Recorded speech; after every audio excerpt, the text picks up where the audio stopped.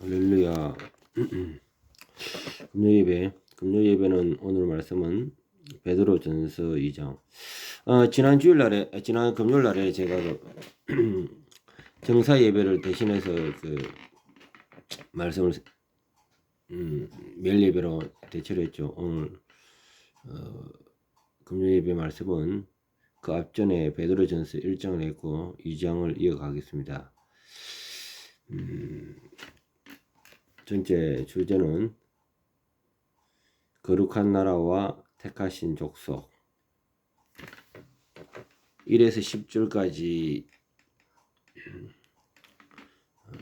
말씀에 순종함으로 자라는 삶. 핵심 구조는 2절에 있네요. 갓난 아기들 같이 순전하고 신령한 젖을 사모하라. 이는 그로 말미암아 너희 구원에 이르게 자라게 하려 함이라. 말씀을 일부 읽겠습니다. 그러므로 모든 악독과 모든 기만과 외식과 시기와 모든 비방하는 말을 버리고 갓난 아기들 같이 순전하고 신령한 젖을 사모하라. 이는 그로 말미암아 너희로 구원을 이르게 자라게 하려 함이니라. 너희가 주의 인자하심을 맛보았으면 그리하라. 사람에게는 버림바 되었으나 하나님께서 택하심을 입은 보배로운 산돌이신 예수께 나아가 너희로 산돌같이 신령한 집으로 세워지고 예수 그리스도로 말미암아 하나님이 기쁘게 받으실 신령한 제사를 드릴 거룩한 제사장이 될지니라. 성경 기록하였으되 보라 내가 택한 보배로운 모퉁이 돌 시온에 두노니 그를 믿는 자는 부끄러움을 당하지 아니하리라 하였으니 그러므로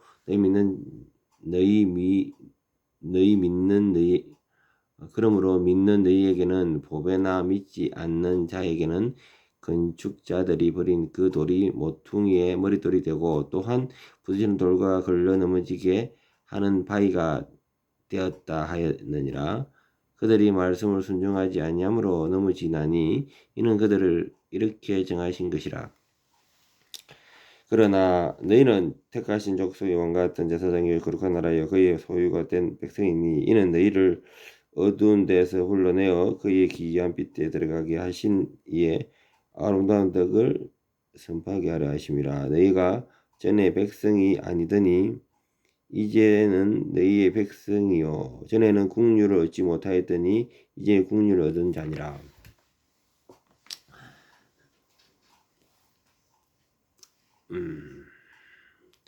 참된 중생의 열매는 삶의 변화입니다. 이전에 악독과 기만, 외식, 시기, 비방으로 가득했으나 이제는 말씀을 사모함으로 자라납니다.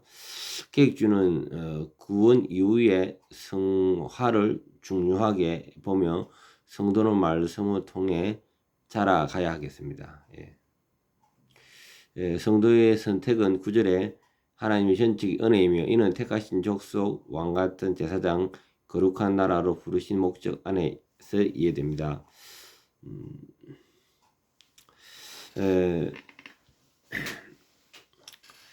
우리가 이 땅 위에서 얼마나 훌륭한 일을 했느냐, 또 많은 선한 일을 했느냐, 또 많은 교회를 지었느냐, 이것도 중요하지만요.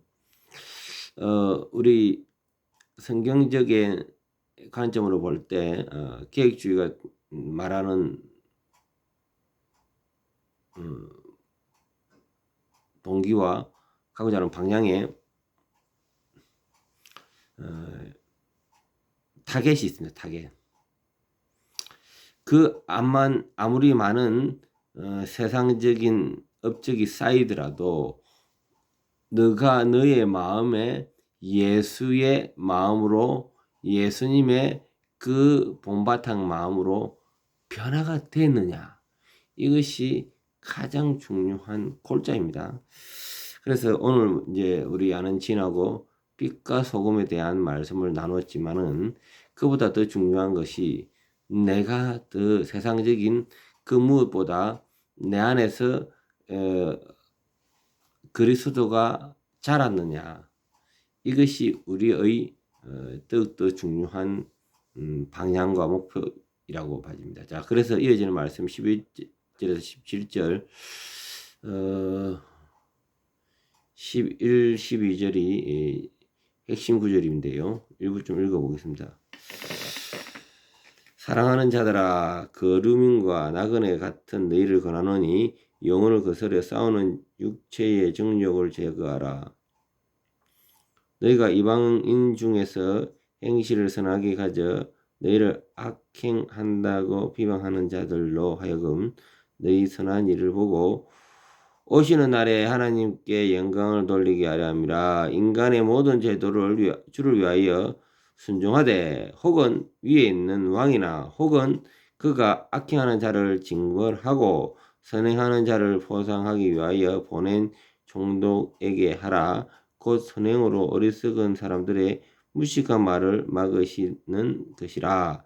너희는 자유가 있으나 그 자유로 악을 가리는 데 쓰지 말고 오직 하나님의 종과 같이 하라. 사람을 공경하고 형제를 사랑하며 하나님을 두려워하며 왕을 존대하라. 거룩한 삶으로 세상에서 살아가는 성도인데, 베드로는 성도를 거루민과 나그네로 부릅니다. 이 땅 우리가 영원한 본향이 아니고요. 그러나 우리는 도피하지 않고 이방인들 속에서 선한 행실로 살아가야겠죠.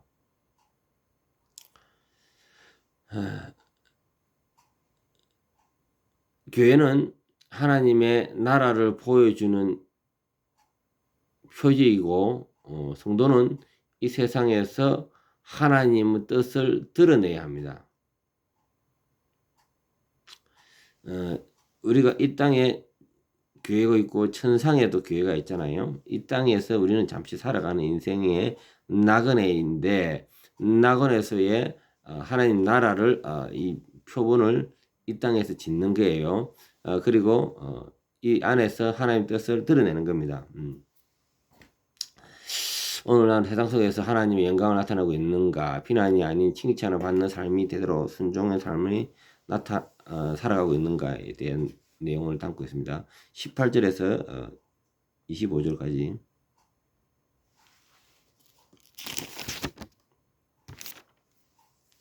그리스도 본을 따르는 고난의 소명.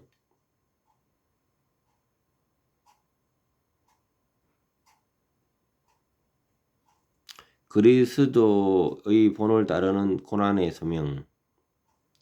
말씀을 읽겠습니다. 사한들아, 범사에 두려함으로 주인들에게 순종하되 선하고 간용하는 자들에게만 아니라 또한 까다로운 자에게도 그리하라. 부당히 고난을 받아도 하나님을 생각함으로 슬픔을 참으면 이는 아름다우나 죄가 있어 매를 맞고 참으며 무슨 칭찬이 있으리요. 그러나 선을 행함으로 고난을 받고 참으면 이는 하나님 앞에 아름다우니라. 이를 위하여 우리가 너희가 부르심을 받았으니 그리스도도 너희를 위하여 고난을 받으사 너희에게 본을 끼쳐 그 자취를 따라오게 하려 하셨느니라. 그는 죄를 범하지 아니하시고 그 입에 거짓도 없으시며 욕을 당하시되 맞대어 욕하지 아니하시고 고난을 당하시되 위협을 하지 아니하시고 오직 공의로 심판하시는 이에게 부탁하시며 친히 나무에 달려 그 몸으로 우리 죄를 담당하셨으니 이는 우리로 죄에 대하여 죽고 의에 대하여 살게 하려 하심이라. 그가 채찍에 맞음으로 너희는 나음을 얻었나니 너희가 전에는 양같이 길을 잃었더니 이제는 너희 영혼의 목자와 감독 대신 이에게 돌아왔느니라. 초대 교회 성도들은 억울한 고난과 핍박을 받는 데 가운데 있었습니다. 그러나 사도 베드로는 단순한 정황이 아닌 그리스도의 본을 따르는 삶을 강조했습니다. 고난 가운데 참고 악으로 갚지 않는 삶이 성도의 길입니다. 네. 예수 그리스도의 대속의 사역은 본받는 삶입니다. 계획주의에서는 십자가의 삶을 성도의 본보기로 삼고요. 구원이 은혜로 주어졌다면 고난도 은혜로 받는 것입니다. 고난 중에서도 성도들에게 그리스도께서 이미 그 길을 걸으셨다는 복음이 참 위로가 됩니다. 우리의 상처는 그분의 상처로 치유됩니다. 많은 사람들이 예수를 믿으면서 왜 나만 고난을 당할까? 이런 의문을 다 가진 시라고 하십니다. 예수님은 인류의 모든 죄를 지셨죠. 예. 그래서 우리 믿는 자를 대속하여 대신 돌아가셨죠. 그러나 우리는 이 의미를 깨닫기가 쉽지가 않습니다. 그래서 우리는 예수님의 그 의를 우리는 그대로 계승하기만 하면 됩니다. 그래서 예수님의 삶을 우리가 본받아야겠죠. 예. 그래서 우리가 이 땅을 살아갈 때 저항을 해야 될 자리는 저항을 해야겠죠. 국가가 복음과의 마찰이 생긴다면 때로는 마찰에 저항할 필요가 있죠. 그리고 한국 교회가 부패하고 점점 다 그런 길로 간다 할지라도 나도 똑같이 그렇게 가야 될까요? 나는 매를 맞지라도 그 길을 가지 말아야 되겠다는 뭔가 다름이 있어야 되지 않을까요? 베드로는 이야기하는 겁니다. 그래서 이 삶 가운데 우리가 예수를 믿는다면 이 삶 가운데 삶이 드러나야 된다는 거죠. 고난도 다 자처해야 된다는 거죠. 자, 기도 마치겠습니다. 주님 감사합니다. 참 예수를 믿으면 행복하고 평안할 거라 생각하고 있지만은 이 세상의 흐름 가운데 때로는 저항해야 되고 때로는 복음이 복음이다라고 이야기를 해야 되며 마찰 요소가 생길 수가 있습니다. 이 가운데 이 고난을 받아들이고 이것을 우리가 복음으로 다가갈 수 있는 저희들 다 되게 도와주시옵소서. 예수님으로 기도드립니다. 아멘.